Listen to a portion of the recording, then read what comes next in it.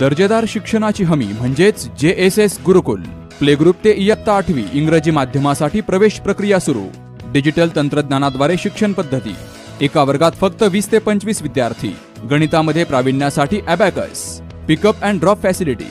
ठिकाण बालाजी कॉलनी, अंबिकानगर, केडगाव, अहमदनगर.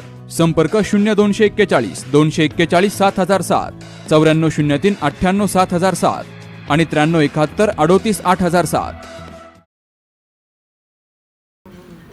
वकिली पेशाचा योग्य वापर, आपल्या नॉलेजचा योग्य वापर कसा करावा.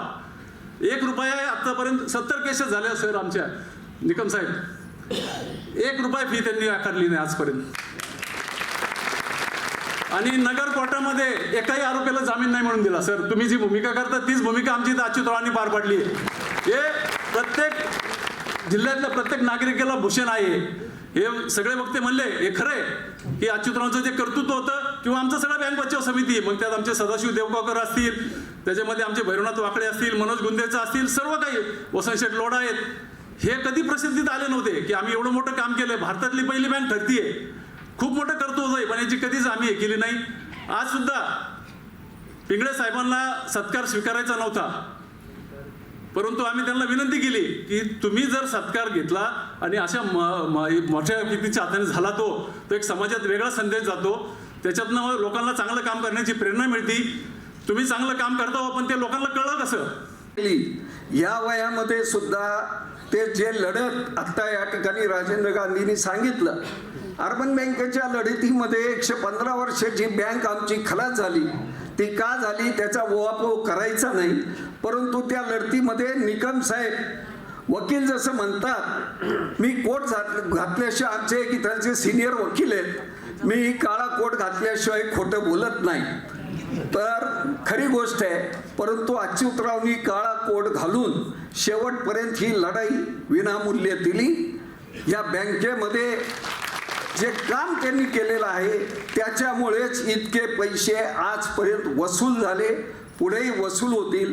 आणि एक गोष्ट चांगली झाली, शिंदे साहेब पॉलिटिक्समध्ये आहेत म्हणून सांगतो, बँकेवर जे प्रशासक आले, गणेशजी गायकवाड म्हणून 5 फुटाची मूर्ती, परंतु सध्याच्या काळामध्ये नॉन करप्टेड हा पहिला अधिकारी आम्ही पाहिला.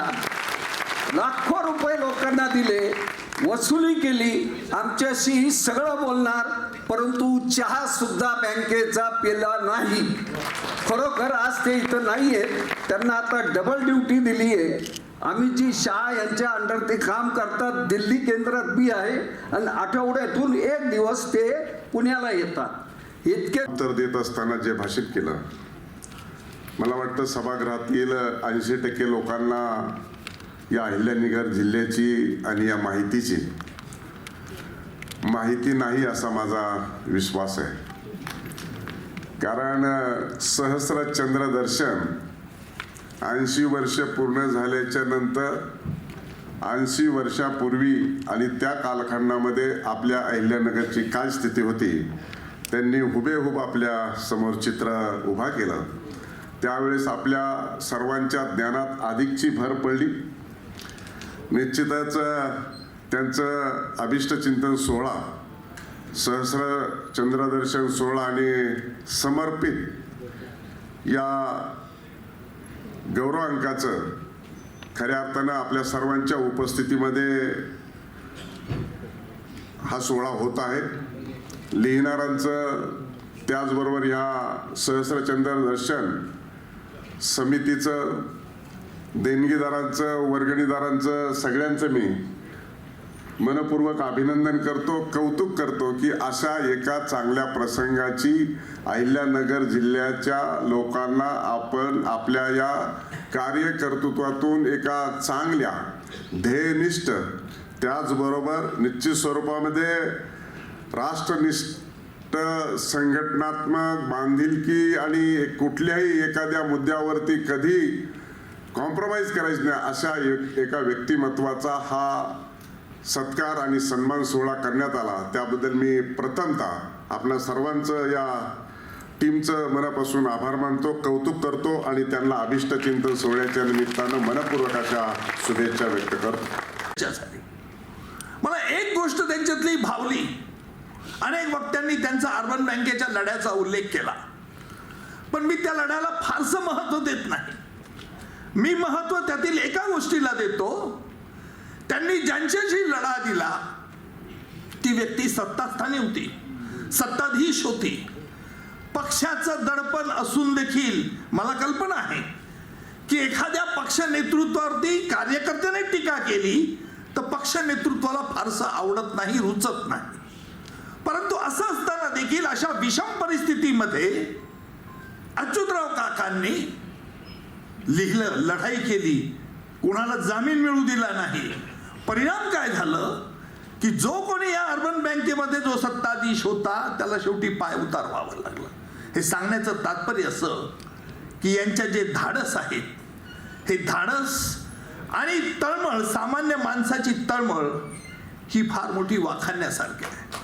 अशी माणसं गुलबकावलीच्या फुलापेक्षाही दुर्मिळ असतात. ज्यांनी आयुष्यामध्ये कधी पैशाला महत्त्व दिलं नाही, ज्यांनी आयुष्यामध्ये सत्ता साठीसाठी, आता मगाशी आपले शिंदे साहेबांनी सांगितलं की जिथे आता पक्ष आल्यामुळे सगळे पक्ष नेतृत्वाकडे बांधतात आणि आम्ही त्यातलेच आहोत हा दावा करतात. पण तसं कुठेही अच्युतराव काकांनी केलं नाही. त्यांनी आयुष्यात कधी पैशाला महत्त्व दिलं नाही, कारण त्यांना कल्पना होती की पैशाची श्रीमंती आळवावरच्या पाण्यासारखी असते, केव्हा निखळून पडेल याचा नेम नाही. परंतु मनाची श्रीमंती ही मोतीहून मनाच्या शिंपल्यात कायम टिकणारी असते. आणि ही मनाची श्रीमंती काका तुमच्याकडे आहे, म्हणून आज अहिल्यानगरचा प्रत्येक नागरिक तुम्हाला वंदन करतो. येथे अनेक विचाराचे लोक असतील, जरूर नाही की आज इथे या ऑडिटोरियममध्ये फक्त भाजप किंवा संघाचीच लोक असतील. अनेक विचाराचे असतील. माझ्यासारखा विचार करणारा जर मनुष्य असेल तो मी कधी कुठेही पक्ष बघत नसतो. मी काय बघत असतो की गुन्हा कोणी केला आहे आणि तो गुन्हेगार आहे. आज माझ्या अनुकूलतेला बघून आपण लोकांनी हा उपक्रम ठेवला, हा कार्यक्रम ठेवला, याबद्दल फार फार आभार. पण अशा प्रकारचे कार्यक्रम आपल्याला सातत्यानं करत राहिलं पाहिजे. हा कार्यक्रम आटोपून अच्युत काकांचं काम संपत नाही आहे, तर हा केवळ स्वल्प विराम आहे. याच्या पुढे आपल्याला पुष्कळ काम आणखी करायचं आहे. कारण वेदांनी सांगितलंय शतायुर्वै पुरुषः, 100 वर्षपर्यंत न थकता ज्याला काम करता येतं त्याला आम्ही वैदिक म्हणतो, लक्षात ठेवा. 100 वर्षपर्यंत ज्याला न थकता काम करता येतं तो खरा वैदिक आहे. आणि आमचे अच्युत काका खरे वैदिक आहेतच. वेदांच्या धारणेमध्ये, संघाच्या शिस्तीमध्ये ते वाढलेले आहेत. भगवद्गीतेचे ते प्रचारक आहेत. आणि त्यामुळे या सगळ्या जीवनमूल्यांचा समावेश आपल्या जीवनामध्ये कसा होईल. अरे गीता शिकवणं म्हणजे काय आहे? Day by day, in every way I shall become better and better. भक्ती म्हणजे तरी काय?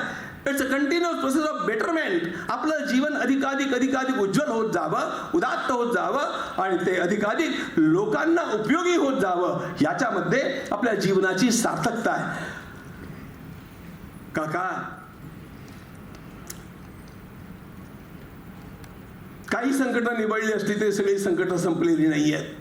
अजून आपल्या देशावरती, संस्कृतीवरती अनेक प्रकारची संकटं घोंगावत आहेत. आणि ती केवळ सीमेवरती नाही आहेत, सीमेच्या बाहेर नाही आहेत, अंतर्गत पण फार आहेत. आणि ती सगळ्या क्षेत्रांच्या मध्ये आहेत. आणि अनेक प्रकारचे रावण अशा प्रकारच्या या संकटांना आपल्यावरती आणून या हिंदुत्वाच्या चौखूर धावणाऱ्या या अश्वाला रोखण्याचा प्रयत्न करतायत.